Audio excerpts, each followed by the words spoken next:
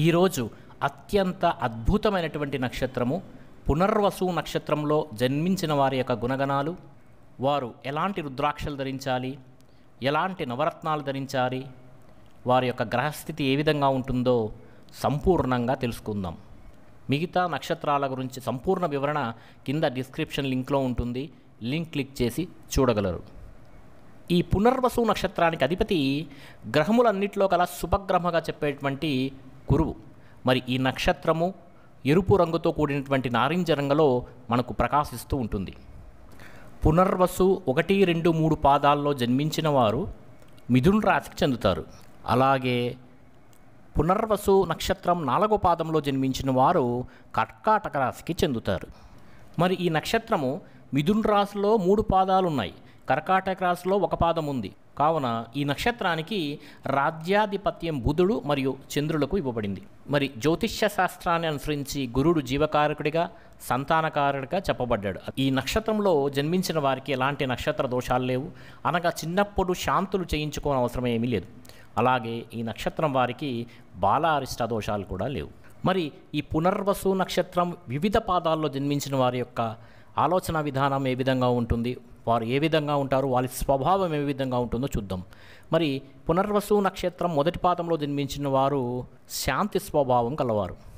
ఈ పాదానికి అధిపతి వచ్చి కుజుడు. సుఖములు భోగములు కలవారు, అందరికీ ప్రేమ పాత్రలు అవుతారు. అదేవిధంగా ఈ పునర్వసు నక్షత్రం 2వ పాదంలో జన్మించిన వారు ఎక్కువగా అలంకార ప్రియత్వం ఉంటుంది. వీళ్ళని అలంకార ప్రియులు అని చెప్పవచ్చు. ఈ పాదానికి అధిపతి వచ్చి శుక్రుడు. ఎక్కువగా ఈ 2వ పాదంలో జన్మించిన వారు విలాస జీవితాన్ని ఎక్కువగా ఇష్టపడతారు. వీరికి బద్ధకం, అనవసరమైనటువంటి ఆలోచనలు ఎక్కువగా ఉంటాయి. ఆభరణాల మీద ఎక్కువగా ఆసక్తి ఉంటుంది. ఎవరైనా పొగిడితే చాలరా బాబు అనుకుంటూ ఉంటారు. పొగడ్తల మీద ఎక్కువ ఆసక్తి ఉంటుంది. అదేవిధంగా ఈ పునర్వసు నక్షత్రం 3వ పాదంలో జన్మించిన వారికి అధిపతి వచ్చి బుధుడు. వీరు బహుముఖ ప్రజ్ఞాశాలుగా ఉంటారు. వీళ్ళలో కామవాంఛ ఎక్కువగా ఉంటుంది, లోపగుణం ఉంటుంది, తాము అన్ని విధాల అధికులమని ఎక్కువ గర్వం ఉంటుంది. వీళ్ళలో అధికమైనటువంటి తెలివితేటలు కూడా వీళ్ళకుంటాయి. వీరు సుందరమైనటువంటి రూపాన్ని కలిగి ఉంటారు. అదేవిధంగా పునర్వసు నక్షత్రం 4వ పాదంలో జన్మించిన వారికి అధిపతి చంద్రుడు. వీరు అధిక ధనము కలవారుగా ఉంటారు.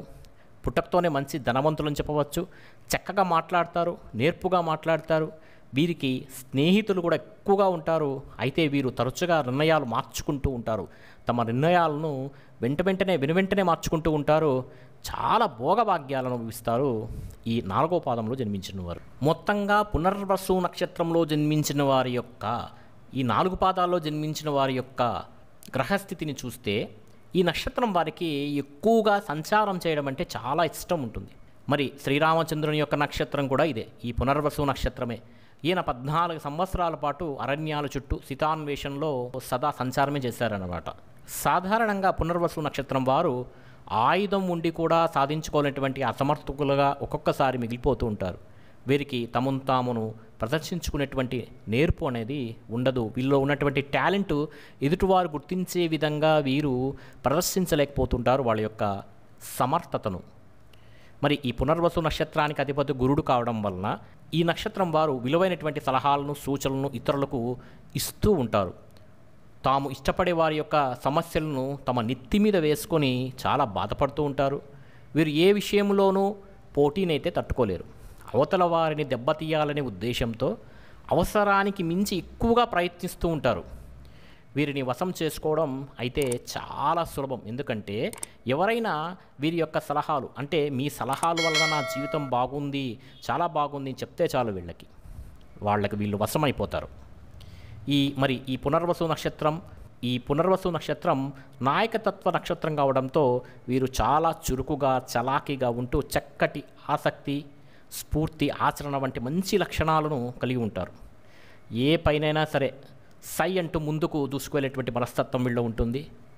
అయితే వీరిలో ఉన్న దుందుడుకు స్వభావం, అన్నిటికీ నేనే ముందు అంటారు. అలా ఉన్నటువంటి ఈ దుందుడుకు స్వభావం వలన ఒక్కొక్కసారి తొందరపాటుతనం వల్ల వీళ్ళు తీసుకునే నిర్ణయాల మూలంగా చాలా తొందరగా సంబంధాలు పెంచుకుంటారు. అంత తొందరగా ఇబ్బందులు కూడా పడిపోతారు. వీళ్ళు తీసుకునే నిర్ణయాలు అలా ఉంటాయి. అంత వేగంగా తీసుకుంటారు, అంత వేగంగానే చాలా ఇబ్బందులు పాలవుతూ ఉంటారు. మరి ఈ పునర్వసు నక్షత్రం వారి గురించి శాస్త్రం ఏం చెప్తుందంటే, పునర్వసు నక్షత్రంలో జన్మించిన వారు చాలామంది అనేక మంది మిత్రులను కలిగి ఉంటారు.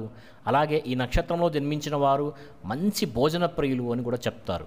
అదేవిధంగా వీళ్ళు ఎప్పుడు సత్యాన్ని మాట్లాడతారు, అబద్ధాలు చెప్పరు, మంచి గుణాన్ని కలిగి ఉంటారు, ఎల్లప్పుడూ ఉత్సాహంగా ఉంటారు, వీళ్ళలో త్యాగబుద్ధి కూడా ఉంటుంది, చాలా హాస్యప్రియులుగా ఉంటారు, అలాగే మంచి బుద్ధిమంతులు అని శాస్త్రం చెప్తుంది. మరి ఈ నక్షత్రం వారు కానీ మనం గమనిస్తే వీళ్ళు ఊహాజగత్తులో విహరిస్తూ ఉంటారు.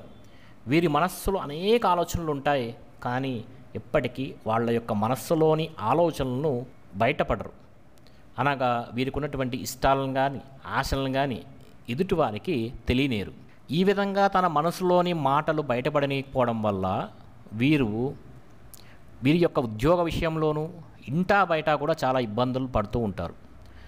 తాను ప్రేమించిన వారితో కూడా తాను ప్రేమించిన విషయం చెప్పకపోవడం వల్ల కోరుకున్న అమ్మాయిని కూడా వివాహం చేసుకునేటువంటి అదృష్టానికి కూడా వీళ్ళు దూరం అవుతారు.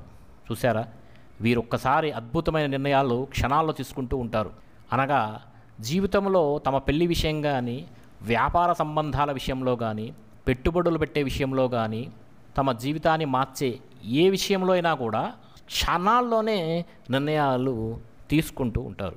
అనేక శాస్త్రాల గురించి వీళ్ళకి చాలా తెలుసుకోవాలన్నటువంటి ఆసక్తి ఎక్కువగా ఉంటుంది. వీళ్ళకు తమకున్నటువంటి విజ్ఞానాన్ని పంచాలనే కోరిక కూడా ఎక్కువగా ఉంటుంది. అలాగే ఔషధాలు తయారు చేయడం కానీ, ఔషధాలకు సంబంధించినటువంటి అన్వేషణ చేయడం కానీ, అనేక రకాల శాస్త్ర పరిశోధన చేయాలని కానీ, అంతరిక్ష పరిశోధన చేయాలని కానీ, ఇలాంటి వాటి మీద ఆసక్తి అధికంగా ఉంటుంది వీళ్ళకి. ధనం కూడా బాగా సంపాదించాలి, ఆస్తులను బాగా కూడబెట్టుకోవాలన్నటువంటి ఆలోచన కూడా వీళ్ళకి ఎక్కువగా ఉంటుంది. అదేవిధంగా ఈ నక్షత్ర జాతకులు కొందరు వాళ్ళ యొక్క వంశపారపరంగా ధనవంతులుగా, ఆస్తిపరులుగా కూడా ఉంటారు. ముఖ్యంగా ఈ పునర్వసు నక్షత్రం మొదటి పాదంలో జన్మించిన వారు పరంగా వాళ్ళకి డబ్బులు అనేటివి వచ్చింటాయి. అంటే వీరి తండ్రి ద్వారా సంక్రమించినటువంటి ఆస్తులు వీళ్ళకి బాగా లాభిస్తాయి. మరి ఈ నక్షత్రం వారు మనం ముందుగానే చెప్పుకున్నాం, భోజన ప్రియులు, బాగా రుచికరమైనటువంటి ఆహారాన్ని తినడానికి బాగా ఇష్టపడతారు. వీరికి స్వసిద్ధంగా ఇతరులను మోసం చేయడం, అన్యాయం చేయడం లాంటి లక్షణాలు వీరిలో చాలా తక్కువగా ఉంటాయి. అలాంటి పనులు చేయరు. ఎవరితో అయినా సరదాగా నవ్వుతూ మాట్లాడతారు, హాస్యంగా మాట్లాడుతూ ఉంటారు. వీరిలో ఎక్కువగా త్యాగబుద్ధి ఉంటుంది. వీరిలో మంచి వాక్పటిమ ఉంటుంది. మీరు కానీ గమనిస్తే చాలా చక్కగా మాట్లాడతారు, చాలా బుద్ధిమంతులు, ఉత్సాహవంతులు. ఈ నక్షత్ర జాతకులు కొందరు ఏకసంతాగ్రాహకులుగా కూడా పుడతారు. వీళ్ళలో కొందరు అనగా ఏదైనా విషయం ఒకసారి విన్నా, చదివినా దాన్ని అలాగే గుర్తించుకొని మరలా వెనక్కి చెప్పేస్తారు వీళ్ళు. అందువలన లెక్కలు మరియు సైన్స్ సంబంధ శాస్త్రాలలో నైపుణ్యం వీళ్ళకి చాలా ఎక్కువగా ఉంటుంది. మంచి నిష్ణాతులు మరియు పండితులు అవుతారు వీళ్ళు. వీరికి గణితం అంటే చాలా ఇష్టం. అలాగే కంప్యూటర్ సంబంధ విద్య కూడా వీరికి చాలా బాగా అబ్బుతుంది ఈ నక్షత్రంలో జన్మించిన వారికి. అలాగే వీరికి సేవాగుణం కూడా అధికంగా ఉంటుంది. మరి ఈ నక్షత్రం వారు పట్టణాలలో నివసించుటకు చాలా ఎక్కువగా ఇష్టపడతారు. వీరి గ్రామాలలో కన్నా పట్టణాల్లో నివసించడం వల్ల చాలా రాణింపు ఉంటుంది. అంటే వీళ్ళు ముందుకు వస్తారన్నమాట. మరి ఈ నక్షత్రం వారి శరీరము వాతతత్వానికి సంబంధించినది ఉండడం వలన వాత సంబంధమైనటువంటి రోగాలతో బాధపడుతూ ఉంటారు. మరి వీరికి సాధారణంగా మానసిక సంబంధమైనటువంటి వ్యాధులు కూడా ఉంటాయి. మరి ఈ నక్షత్రంలో జన్మించిన వారి యొక్క స్త్రీలను కానీ మనం గమనిస్తే, ఈ నక్షత్రంలో జన్మించినటువంటి స్త్రీలు చాలా ఆకర్షణమైనటువంటి రూపాన్ని కలిగి ఉంటారు, సాత్విక గుణాన్ని కలిగి ఉంటారు. వీరికి ఓర్పు, సహనం వీళ్ళకున్నటువంటి సహజ గుణాలు. అంతేకాదు చురుకైన బుద్ధి, ధార్మిక గుణం కూడా కలిగి ఉంటారు. వీరు వైవాహిక జీవితంలోని సంపూర్ణ ఆనందాన్ని ఈ నక్షత్రంలో జన్మించినటువంటి స్త్రీలు అనుభవిస్తారు. మరి ఈ నక్షత్ర స్త్రీలకు అధిక తెలివితేటలుంటాయి. తమ వైవాహిక జీవితాన్ని చక్కదిద్దుకునేటువంటి తెలివితేటలుంటాయి. వీరి తెలివితేటలకు అధికంగా ఉన్నప్పటికీ వీళ్ళు ప్రదర్శించడానికి ఇష్టపడరు. వీళ్ళు ఏ పనైనా సరే చాలా ఓపికగా చేస్తారు. తమ మనసులోని విషయాలను బయట పెట్టరు. తల్లిదండ్రుల దగ్గర మొహమాట పడుతూ ఉంటారు. వీరి ఆలోచనాశక్తి ఎక్కువగా ఉంటుంది. ఏ విషయంలో అయినా సరే నిర్ణయం తీసుకునే ముందు ఏకాంతంగా కూర్చుని 1-2 సార్లు ఆలోచించి నిర్ణయాలు తీసుకుంటుంటారు. మరి ఈ పునర్వసు నక్షత్రంలో పుట్టిన వారు గురు మహాదశతో ప్రారంభమవుతుంది వీరికి. ఈ దశ మిశ్రమ ఫలితాలను ఇస్తుంది. ఆ తర్వాత వరుసగా శని దశ 19 సంవత్సరాలు, బుధ దశ 17 సంవత్సరాలు, శుక్రదశ 20 సంవత్సరాలు, రవి దశ 6 సంవత్సరాలు ఉంటాయి. శని బుధ శుక్ర మహాదశలు చాలా బాగా యోగిస్తాయి. సాధారణంగా పునర్వసు నక్షత్రం వారికి 18, 24, 29, 33, 35, 47, 59, 62 సంవత్సరాలు చాలా యోగప్రదంగా ఉంటుందని చెప్పచ్చు. ఇక వివాహ విషయానికి వస్తే పునర్వసు నక్షత్రంలో జన్మించిన అబ్బాయికి పునర్వసు నక్షత్రంలో జన్మించిన అమ్మాయితో వివాహం అంత అనుకూలంగా ఉండదు, కావున చెయ్యొద్దండి. భరణి, కృత్తిక, రోహిణి, మృగశిర, ఆర్ధ, పుష్యమి, ఆశ్లేష, ఉత్తర, చిత్త, స్వాతి, విశాఖ 1, 2, 3 పాదాలు, పూర్వాషాఢ, శ్రవణం, పూర్వభద్ర 4వ పాదం, ఉత్తరాభద్ర, రేవతి నక్షత్రంలో జన్మించినటువంటి అమ్మాయిలను పునర్వసు నక్షత్రంలో జన్మించినటువంటి అబ్బాయిలు నిరభ్యంతరంగా వివాహం చేసుకోవచ్చు. అదేవిధంగా అశ్విని, కృత్తిక, మృగశిర, ఆర్ధ, పుష్యమి, ఆశ్లేష, ఉత్తర, హస్త, చిత్త, స్వాతి, విశాఖ 1, 2, 3 పాదాలు, ఉత్తరాషాఢ, ఉత్తరాభాద్ర, రేవతి నక్షత్రంలో జన్మించినటువంటి అబ్బాయిలను పునర్వసు నక్షత్రంలో జన్మించినటువంటి అమ్మాయిలు నిరభ్యంతరంగా వివాహం చేసుకోవచ్చు. మరి ఈ నక్షత్రంలో ఎవరైనా చనిపోతే ఆ చనిపోయినటువంటి ఇంటిని 6 నెలల పాటు విడిచేయాలి. ఆ ఇంటిని కంప్లీట్గా క్లోజ్ చేయాలి, డోర్స్ సహా క్లోజ్ చేయాలి, లోపలికి వెలుతురు కూడా వెళ్ళకూడదు. వీరికి కలిసి వచ్చేటువంటి అదృష్ట సంఖ్యలు 7, 2, 9, 3. ఈ సంఖ్యలతో మొదలైనటువంటి మొబైల్ నెంబర్ కానీ, హౌస్ నెంబర్ కానీ, కార్ నెంబర్ కానీ, స్కూటర్ నెంబర్ కానీ వేసుకుంటే చాలా మంచిది. అదేవిధంగా వీరికి కలిసి వచ్చేటువంటి అదృష్ట వారాలు ఏ పని మొదలుపెట్టినా సోమ, గుర, శనివారాల్లో మొదలు పెడితే చాలా శుభ ఫలితాలు కలుగుతాయి. అదేవిధంగా ఈ పునర్వసు నక్షత్రం వారు ఆరాధించవలసినటువంటి దేవతలు శివుడిని ఆరాధించవచ్చు. కనకదుర్గమ్మ, రాముల వారిని ఆరాధిస్తే చాలా మంచిది. శ్రీరాముడికి కళ్యాణోత్సవం చేయిస్తే ఇంకా మంచిది. ఈ నక్షత్రం వారికి వివాహం కాని వారికి వివాహమైనటువంటి అవకాశాలు ఎక్కువగా ఉంటాయి. అదేవిధంగా శివుడికి నమ్మకము, చమకము, రుద్రంతో అభిషేకం చేయడం, స్ఫటికలింగానికి అభిషేకం చేయడం వల్ల ఈ పునర్వసు నక్షత్రం వారు శుభ ఫలితాలు పొందుతారు. అదేవిధంగా కనకదుర్గను, విజయవాడ కనకదుర్గను వెళ్ళి ప్రతి సంవత్సరానికి ఒకసారి వెళ్ళి ఆమెను దర్శనం చేసుకుంటే మంచి ఫలితాలు అనేవి ఉంటాయి. మరి ఈ నక్షత్రంలో ఎవరైనా ప్రముఖులు జన్మించారా అనేటువంటి ఆలోచన మీకు కలుగుతుంది కదా. గోమాత, కామధేనువు ఈ నక్షత్రంలోనే జన్మించింది. శ్రీరామచంద్రుడు, రమణ మహర్షి, మన మాజీ ముఖ్యమంత్రి చంద్రబాబు నాయుడు గారు, చిదంబరం కూడా ఈ నక్షత్రంలోనే జన్మించారు. ఒకప్పటి హోమ్ మినిస్టర్ చిదంబరం కూడా ఈ నక్షత్రంలోనే జన్మించారు. మరి ఈ నక్షత్రంలో జన్మించిన వారు ఎలాంటి రుద్రాక్షలు ధరించాలి? మరి ఈ నక్షత్రంలో జన్మించిన వారు పంచముఖి రుద్రాక్షను ధరిస్తే శుభ ఫలితాలు కలుగుతాయి. మరి ఈ రుద్రాక్ష ధరించడం వల్ల ఎలాంటి ఫలితాలు కలుగుతాయి, ఈ పంచముఖి రుద్రాక్షను ధరించడం వల్ల అనేటువంటి విషయాన్ని తెలుసుకోవాలంటే కిందటువంటి డిస్క్రిప్షన్ లింక్ని కానీ మీరు క్లిక్ చేసి చూస్తే అందులో మీకు అన్ని లింక్స్ ఉంటాయి.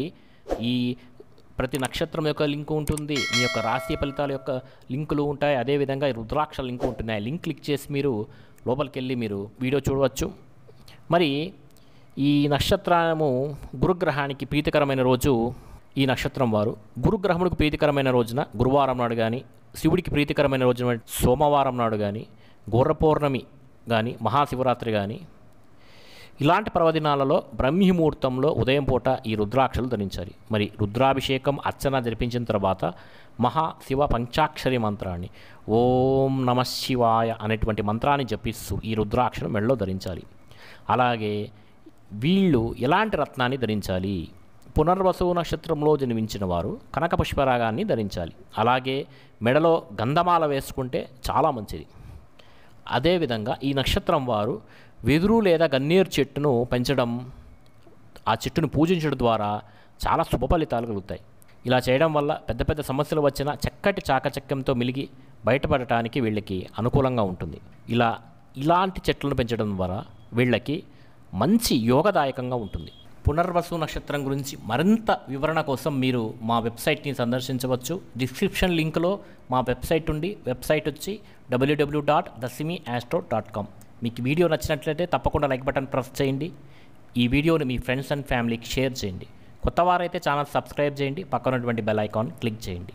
మీకందరికీ ఈ సకల శుభ ఫలితాలు కలుగుగాక.